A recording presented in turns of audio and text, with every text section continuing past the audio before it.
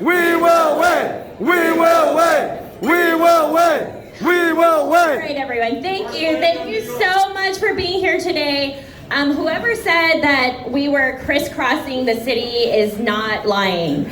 I must have walked at least 10 miles yesterday. I have Band-Aids all over my feet. And our kids have been eating cereal 3 times a day. But we only have 9 days left. 9 short days. So thank you so much for being here. As you probably know, I am Evelyn Yang. I grew up in Flushing and Bayside, Queens. Queens in the house! I'm a city girl through and through. I know what it means to struggle here, to persevere here. I love the grit, the character, and the diversity of our great city.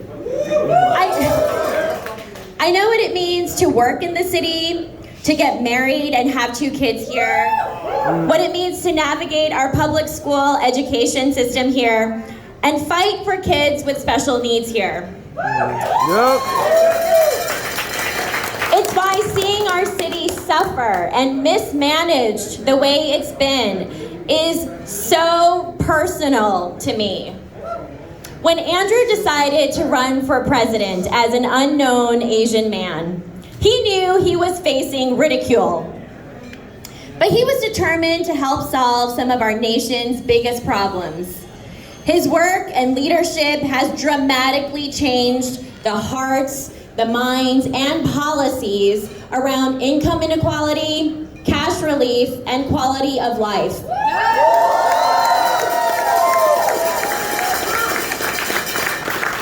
After his run, yes, Andrew has become a bit famous and very popular. After all, he is directly responsible for getting cash and stimulus checks into people's pockets last year.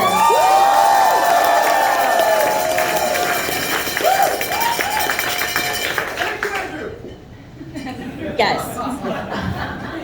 When we made this decision to run for mayor, he said to me, "What good is popularity if you can't trade some of it in to do the most good?"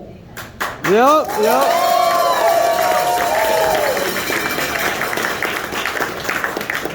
And that is why we're here. We knew that as outsiders of the political machine, we would be attacked and undermined at every turn. That this would end up being a very close race because we have not spent years trading favors. This is how people in politics usually win. This campaign has been powered by you guys.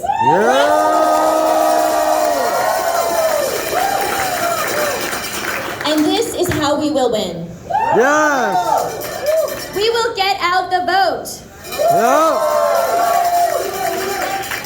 We will get ordinary people who are fed up with the ways our streets and our schools and our system is not working in our interests. Someone said to me the other day that Andrew is the only one in this race who doesn't seem to care so much about the position, but rather cares about doing the job. Yep.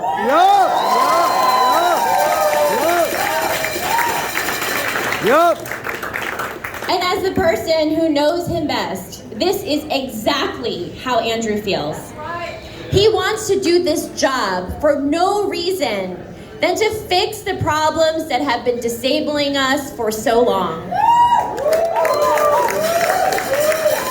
For him, this is not a position for personal or professional gain.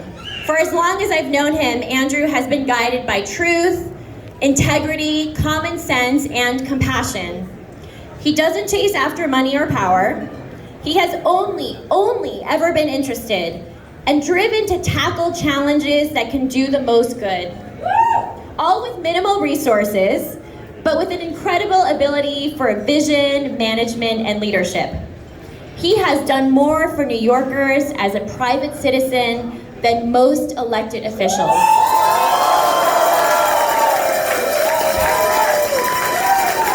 So you can just imagine what he can do for us as mayor.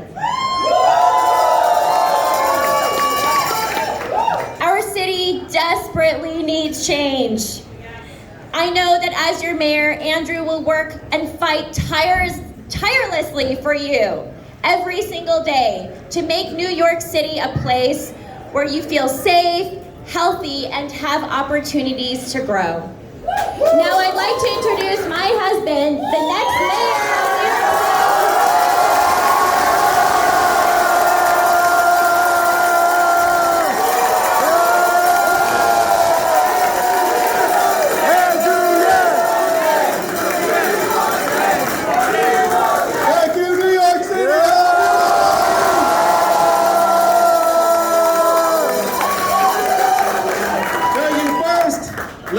Take a moment to applaud again my incredible wife, Evelyn.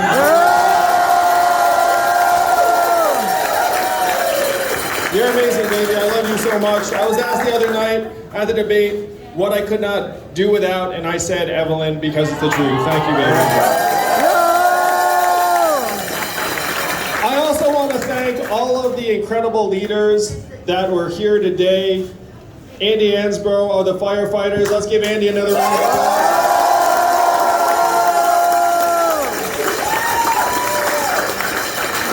And Ron, Simca, Dan, Grace, Richie, Gigi, all of the people who come together in this campaign, they did so in an act of political courage and vision because you know the machine fears this campaign. That's right.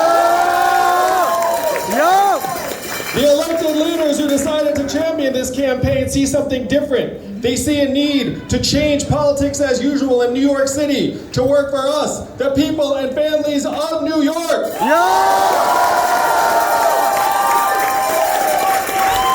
And I can tell you, each and every one of them, when they said, hey, I'm going to support Andrew Yang, you know what happened? Their phone blew up with dozens of people saying, no, don't do it. No, no, no, please, please don't do it. No, it's the truth, each and every one of them. They're laughing because they know it's true. Yeah. And then they walked through that little bit of bullshit. And said, no, Andrew Yang is our guy. But I gotta say, each and every one of them is a true leader, and we really should recognize each and every one of them. Because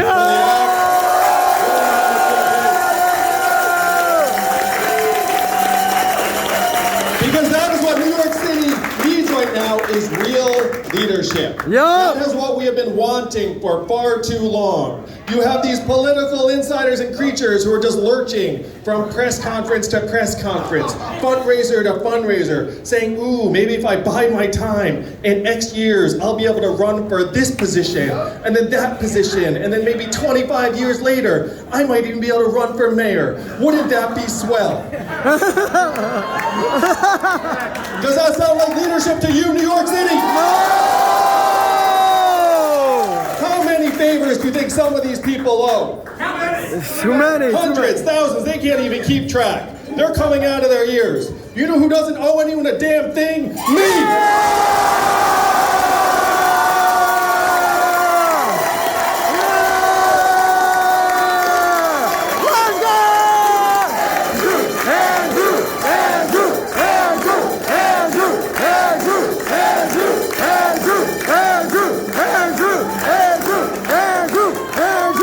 The only people I owe are the people that want a better future for themselves and their families. And that is what we have to work like mad to deliver to them over the next 9 days. We have a once-in-a-generation opportunity to break the stranglehold of the special interests of this government. Turn it to us, the people of New York. You know what I never hear in the press? Andrew Yang has more individual New York City donors than anyone else in the campaign. Think about that for a second. Some of these people have been running for mayor for years and years, decades and decades, trying to climb the ladder. We have more donors than any of them. And on June 22nd, you know what else we're going to have? More votes than any of them.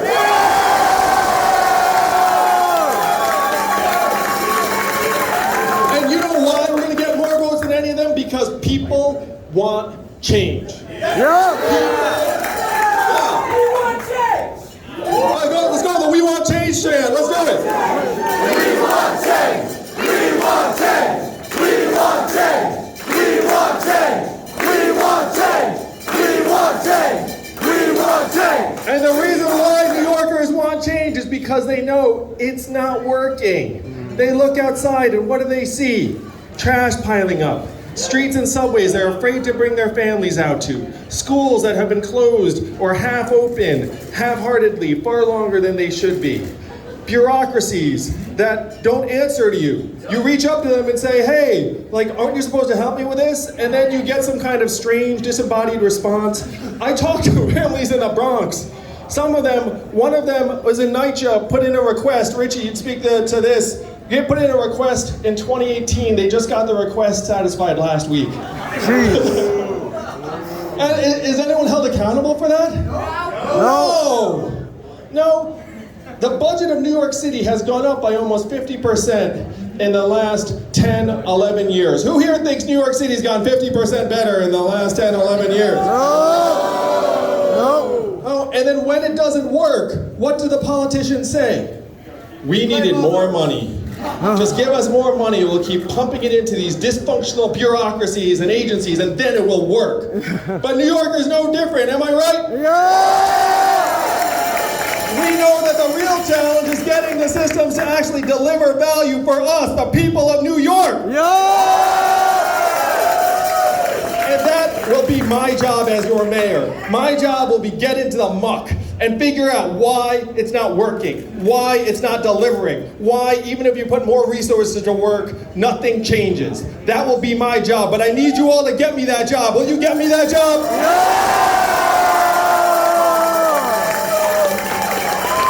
People all over the city know it's not working, whether it's in Soundview, Borough Park, Richmond Hill. You go and they sense that the machines are working for someone who is not us. Yep. But I've got news for the people on the inside. We outnumber them, something like 10 to 1.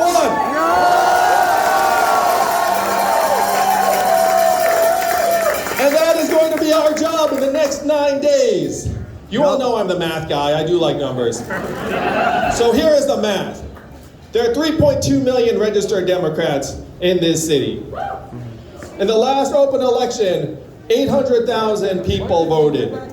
And the lower the turnout is, the happier the insiders are, because they've got these little blocks. They're like, hey, I think I can get to my number, I can get to my number. So what we have to do in the next 9 days is just grow the number of people that vote. If we get that 800,000 to 900,000 to 1 million, we will win this race.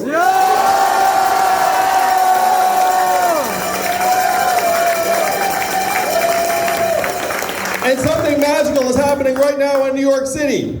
People are casting their votes. Yep. No, I saw it. I followed Evelyn and she cast her vote. I think we know who you voted for, baby. But people are casting their votes right now. If you pass someone on the street, there's a great chance that they can actually just go to a polling place and like cast the vote. They can do it today. They can do it tomorrow. They can do it Tuesday. They can do it Wednesday. They can do it all the way through this coming Sunday. This is how we're going to get the numbers up, and this is how we are going to win. Yeah! We will win! We will win! We will win! We will win! We will win! We will win! We will win! But in order to deliver this historic victory to the people of New York City, we're going to have to work for it. We're going to have to work for it. So the way we work for it is by grinding out every single vote. From the time we leave here, or if you're watching this online, from the time this live stream ends, I need you to think, hey, how am I going to get someone to vote? How am I going to get that number up from 800,000 to 900,000 to 1 million and deliver real change for the people of New York? I want you all to imagine a world where we fall short because we did not do the work. That is not the world we are going to live in. Am I right? Yeah!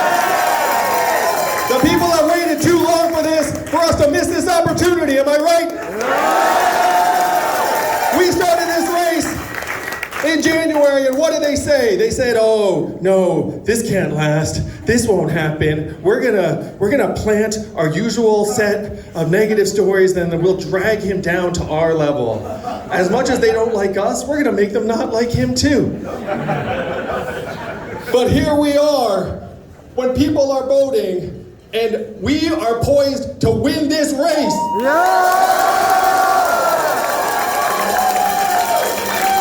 But we're gonna need your work for it, New York City. So we need you to get out the vote. We need you to go to your friends, your family, need you to sign up for a shift. Need you to do everything in our power to get more New Yorkers, the silent majority, that 3.2 million, who have watched our city disintegrate around us and are sick of it. We need to let them know that they can have real change. They can have a leader who just answers to them. If they just get out and vote by June 22nd.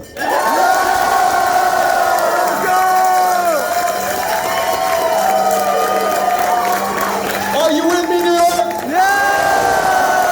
Everyone watching this at home, are you with me? There is so much at stake in this election. There's a vision for the future. There are the lives of 8.3 million people. There's a destiny of the greatest city in our country, and whether it continues to be, the ladder of opportunity has been for so many of us, myself included. I showed up here as a 21-year-old student. I didn't know much. I've had the kind of life and career that 21-year-old could not have imagined. I got to meet Evelyn, the sort of partner and mother that I never could have imagined.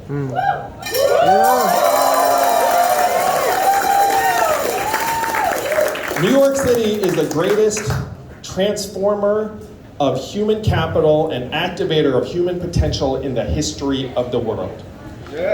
And that is what is at stake right now through June 22nd.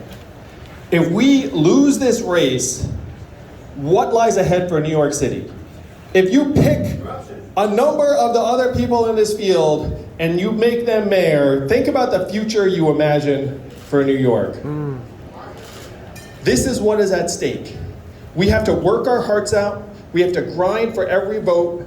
We have to take advantage of every minute until now, from now until midnight on June 22nd, and leave it all on the field. And I guarantee you, everyone, if we do that, we will win, and we will deliver the change that New York City has been